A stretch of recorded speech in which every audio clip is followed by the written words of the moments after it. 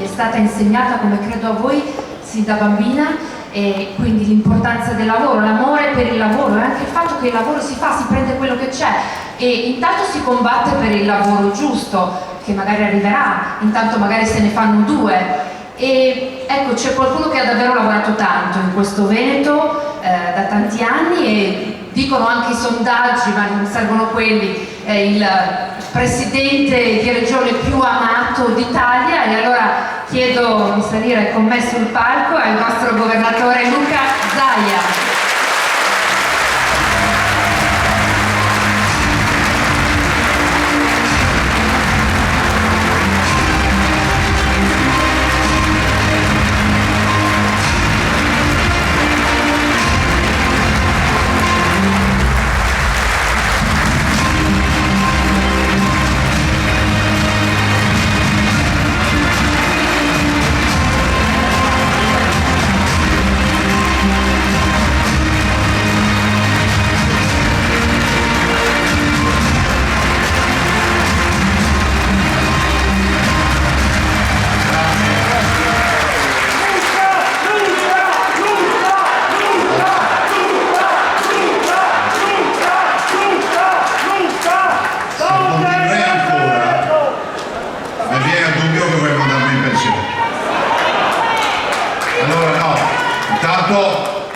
Tanto grazie per il calore, però un po' gli applausi risparmiateli perché poi c'è uno da applaudire che è Alberto Stefani. Volevo solo dirvi una cosa prima di iniziare il mio intervento, non mi sono scritto niente, non l'ho preparato, però volevo dirvi una cosa. Io penso a quei 3 ragazzi che sono morti, 3 carabinieri delle forze speciali. Giustamente si è scelto questa sera di ricordarli con un minuto di silenzio. Io spero che questa assemblea di questa sera, siamo 3.000 stasera, io ci ho messo 20 minuti in auto per entrare, magari si trasferisca venerdì pomeriggio alle 16 davanti alla chiesa di Santa Giustina a Padova per dare l'ultimo saluto a questi servitori dello Stato che hanno perso la loro vita perché sono stati uccisi da quei disgraziati che erano in quella casa. Grazie.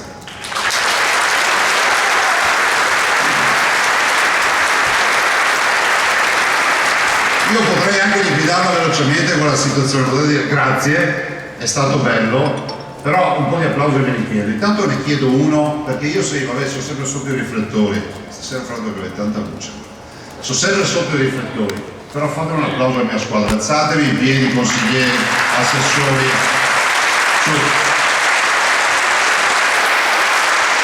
Fate invidia ai Lombardi perché noi riempiamo il palco di Fortilla e loro no. O anche tu che ne conosci qualcuno che ora applauditeli perché poi non hanno solo lavorato ma mi hanno anche sopportato. No, anche questo per dire che noi siamo una famiglia, siamo una squadra. Saluto Matteo Salvini che lo ricordava prima, saluto Lorenzo Fontana, tutti voi presenti e ovviamente Paolo Bobo eccolo lì, ciao Paolo. Ecco, noi siamo una squadra ed è giusto condividere questo valore di squadra. Però vorrei anche dire una roba, io sono un militante e il militante è sempre pronto dall'alba al tramonto, questo non dobbiamo mai dimenticare. Al militante non devono tremare i polsi. E io sono la dimostrazione, perché Stefani io gli auguro di avere un sacco di primati, ma uno non me lo fregherà mai. Sono stato il presidente più giovane d'Italia e quindi mettitela via questa. Però sono la dimostrazione di quello che un partito che investe sui giovani è carne ed ossa in questo caso. Cioè noi stiamo per parlare di un ragazzo che sarà e diventerà, dopo ragazzi le elezioni si vincono dopo l'apertura delle urne, prevedo un sacco di festa, è vero che siamo vincenti, è vero che abbiamo fatto un gran lavoro, però è altrettanto vero che con serietà noi dobbiamo andare casa per casa, parlare con tutti, perché abbiamo un candidato da far conoscere e un programma sul quale vogliamo discutere. Ma è altrettanto vero che noi stiamo per presentare a questo Paese il presidente di regione più giovane della storia d'Italia. quindi bravo Alberto. Ma solo un partito che ha il coraggio di fare queste cose, che ha avuto il coraggio di dar vita al gruppo consigliare più giovane della storia d'Italia, giusto Paolo Gobbo? Ecco, solo un partito che investe nei giovani con i fatti, lo diceva prima anche Matteo Salvini, poi dimostra di mandare avanti i giovani. Non è un caso che noi abbiamo il gruppo giovanile più importante, quindi un saluto e un applauso a tutti i giovani della Lega e i giovani italiani, perché come dico sempre io ai miei collaboratori, noi non abbiamo nulla da inventare, i giovani ci indicano la via, noi dobbiamo solo interpretare l'indicazione di questa via. Dopodiché non vorrei che qualcuno non avesse ancora ben capito, noi siamo sempre gli stessi. Peraltro Matteo, ti proporrei di rifare la festa del 15 settembre a Venezia, sarebbe ora di rifarla. Noi siamo sempre quelli che sono convinti che questo Paese, con questo modello di gestione che esiste dal 1 gennaio del 48 con l'approvazione della Corte della nostra Costituzione, sia un Paese che ha fallito questo modello di gestione. E la vera via di uscita per questo Paese è rappresentata dall'autonomia e dal federalismo, che solo la Lega con responsabilità ha saputo portare nella discussione in maniera civile e legale nei palazzi. Se oggi in questo Paese, lo dico chi a questa sera è venuto anche a farsi un'idea, poi Alberto ve ne parlerà, se oggi in questo Paese nell'agenda del governo, nei discorsi del Presidente della Repubblica, che peraltro sarà presente ai funerali venerdì, se oggi si parla di autonomia è grazie a sto partito che qualcuno aveva definito basta un'aspirina per i leghisti, è grazie a questo partito che ha saputo portare con civiltà i ragionamenti in questo Paese. Noi siamo quelli che ancora dicono che l'autonomia è un grande senso di responsabilità. Noi questa battaglia la portiamo avanti fino alla fine. Alberto dovrà continuare sull'alveo di quello che è stato fatto, perché noi abbiamo la responsabilità di difendere fino in fondo l'indicazione che hanno dato 2.328.000 veneti il 22 ottobre del 2017.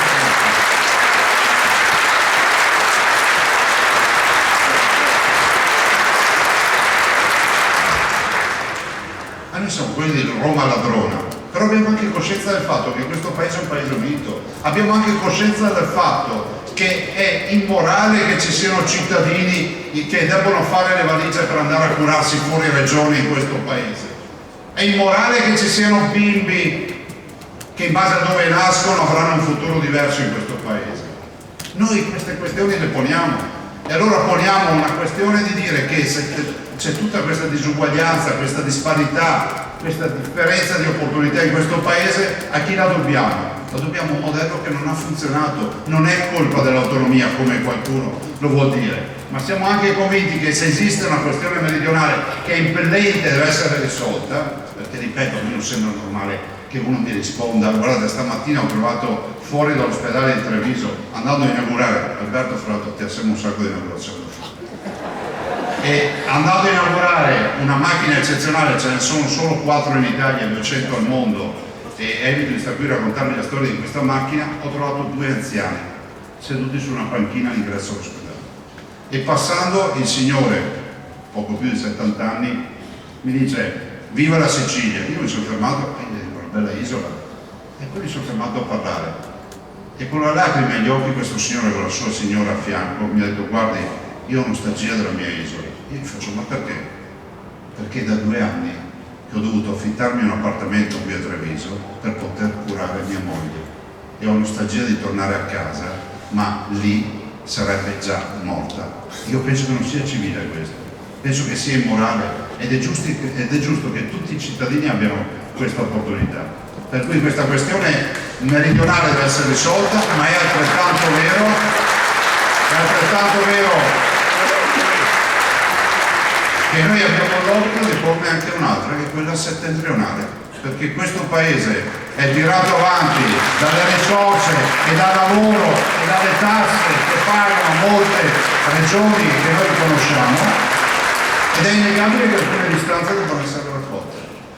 Quindi noi abbiamo coscienza del fatto che non abbiamo cambiato visione, vogliamo andare avanti per la linea che è già stata tracciata da Umberto Bossi fin dall'inizio, ma è anche la volontà di dire che con modernità va affrontato un lavoro che comunque sono sicuro che Alberto porterà avanti. Io con Alberto ho parlato moltissimo tempo, lui conosce le progettualità della regione, poi si assumerà la responsabilità di decidere, di ampliare, di modificare, quello che deve fare ogni presidente, però io gli auguro veramente di fare un ottimo lavoro e di avere una squadra al suo fianco.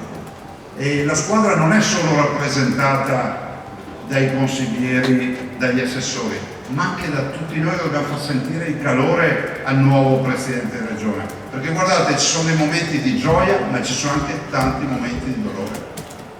Io ho incontrato in questi anni, Alberto mi ha chiesto di ricordarlo, ho incontrato un sacco di tragedie, ho esordito con un'alluvione che ha interessato metà comuni del Veneto nel 2010 e poi vai a 100.000 ettari di bosco a terra e poi il terremoto in Polesine e poi ancora l'acqua grande nel 2019 su Venezia, ma non solo, e poi ancora quello che è stata la grande tragedia del Covid che noi tutti conosciamo e abbiamo affrontato. Quindi sono momenti di gioia, momenti di dolore, ma sempre la barra dritta. Questa è un'amministrazione che ha portato un sacco di risultati. Prima Matteo ricordava le Olimpiadi. Le Olimpiadi è stata una battaglia che abbiamo fatto fino in fondo, peraltro l'abbiamo fatta assieme alla Lombardia. Oggi i Veneti sanno che il 6 febbraio, fra 155 giorni, si inizierà con la vicenda e la grande festa delle Olimpiadi. Noi celebreremo i 70 anni dalle prime Olimpiadi del 1956. Cortina è figlia di quelle Olimpiadi. Pensate che quando io mi sono insediato Alberto nel 2010 mi hanno detto: Cortina si sta spegnendo, la stagione per un mese e mezzo, e avanti così, non c'è più interesse, non c'è più. Allora abbiamo risolto il problema, abbiamo portato le Olimpiadi, ci siamo battuti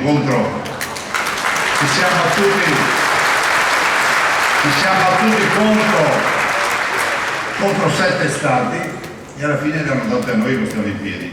3 miliardi di mezzo di cittadini del mondo vedranno le Olimpiadi del Veneto, 2 milioni di cittadini verranno qui, 5 miliardi e 300 milioni di PIL. Non serve che io vi aggiunga altro se non quello di dire che grazie alle Olimpiadi abbiamo portato a casa 1 miliardo e 800 milioni di opere, la variante di Cortina, la variante di Longarone, e so che Matteo domani mattina andrà alla bretella ferroviaria a 8 km dalla stazione di Mestre all'aeroporto di Venezia, che sono altri 800 milioni di euro più o meno. Quindi la partita è una partita importante, e poi l'autonomia del suo referendum, e poi la pedemontana, e poi potrei parlarvi della sanità, potrei parlarvi dell'infinito di una strage di iniziative che abbiamo portato avanti. Qualcuno maldestramente dice: Matteo, sì, ma sono passati 15 anni. Io ne conosco tanti che hanno fatto anche 20 anni, non hanno fatto un cazzo dentro l'amministrazione.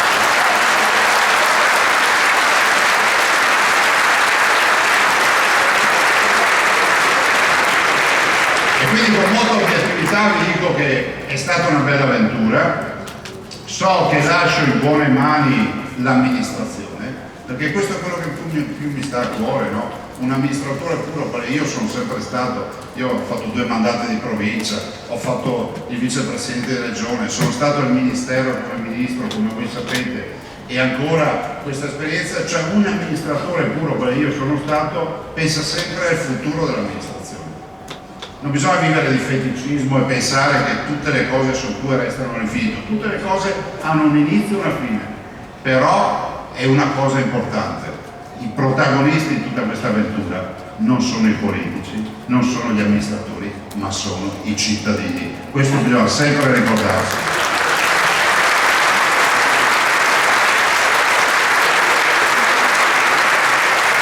Io ho sempre messo, e so che Alberto lo fa perché la pensa come me, al centro dell'attenzione il cittadino, perché per me l'attore protagonista deve essere sempre l'attore protagonista. Allora fai le scelte per il cittadino. Quando è scoppiato il Covid il 21 febbraio 2020, io sono stato il primo a chiudere tutto: cinema, teatri, chiese, carnevale di Venezia. Ho fatto la prima zona rossa d'Italia, ho fatto obbligatoriamente i tamponi a 3.500 cittadini. Perché vi dico questo? Perché da lì a un paio di mesi, ad aprile, avrei dovuto andare al mio rinnovo in regione, però non ho pensato ai miei benefici, ho pensato alla salute dei miei cittadini, nonostante molti mi dissero, però gli amministratori veri pensano bene dei propri cittadini. Però basta adesso, dobbiamo sentire Alberto e siamo tutti impazienti di sentire il suo intervento, ma vi dico una roba. Voi avete capito che sono un problema? No, non l'avete ancora capito.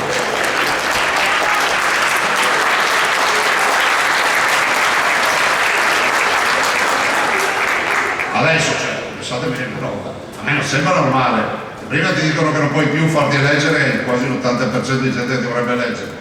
Dopo ti dicono che non puoi più fare la lista civica perché fa un problema, perché su, perché giù. Dopo ti dicono, ma neanche nome in giro, non mi cambia niente.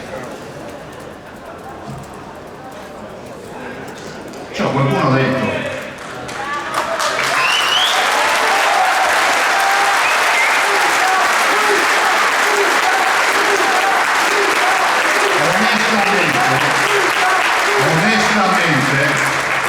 Onestamente, non pensavo di essere un problema. Voi la sapete la barzelletta di quello che va a comprare i pappagalli? Ma le barzellette le conoscete? C'è uno che va a comprare i pappagalli, non sto andando fuori tema, seguitemi, e trova un venditore di pappagalli e gli dice: quanto vuoi di quel pappagallo che hai sul polso? Appollaiato sul polso, mi fa 5.000 euro. Madonna, ma cosa sa fare? Parla correttamente l'italiano, lo sto addestrando, probabilmente parlerà anche inglese tra qualche anno. E di quello che hai sul gomito? 100.000 euro. Madonna, cosa fa per 100.000 euro? Quello parla italiano, parla inglese, spagnolo, risponde al telefono, prende appunti e fa anche la spia.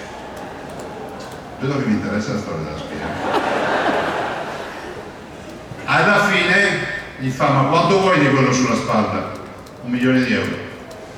Gli fa: ma cosa sa fare? Uno parla solo l'italiano, l'altro parla 3 lingue, 4 lingue, fa la spia, e questo 1.000.000 di euro, ma cosa sa fare? Il venditore lo guarda e fa: io non so cosa sa fare, ma gli altri due lo chiamano presidente. Allora, capite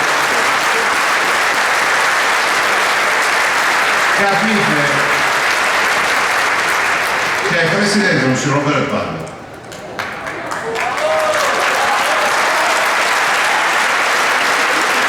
E allora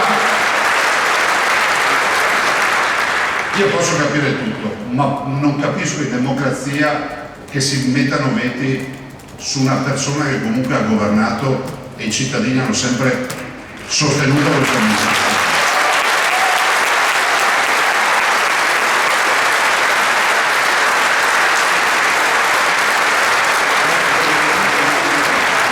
Posso capire tutto, ma non i veti.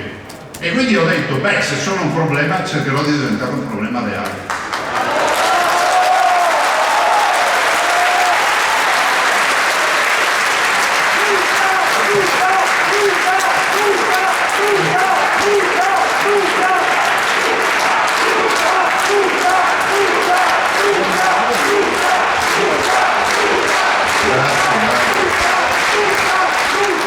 E quindi, parlandone con Alberto, ho solo una soluzione per diventare un problema reale. Mi candido capolista in tutte le province.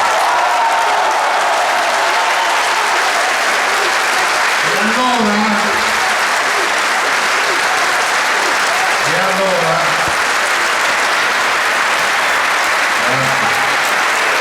adesso non capito, 5 che si alzano in piedi, gli altri seduti, non ci convoti tanto. Perdonatemi le battute. E allora mando questo messaggio con questa mia plurima candidatura, mando questo mio messaggio a tutti coloro, e adesso parlo seriamente, che ci hanno sostenuto, che sono sempre stati i nostri elettori del nostro partito, del nostro movimento. Lo mando a tutti coloro che non la pensano come noi, ma ci hanno sempre votato e che ringrazio. Io penso che ho sempre cercato di impegnarmi a rappresentare anche chi non mi ha votato, ed è sempre stata una grande sfida. a tutti coloro che comunque hanno avuto simpatia per l'amministrazione, per il sottoscritto, e quindi a quelli che mi mettono i veti dicono roba. Se prima si diceva dopo Zaia solo Zaia, adesso dirò dopo Zaia scrivi Zaia. Auguri!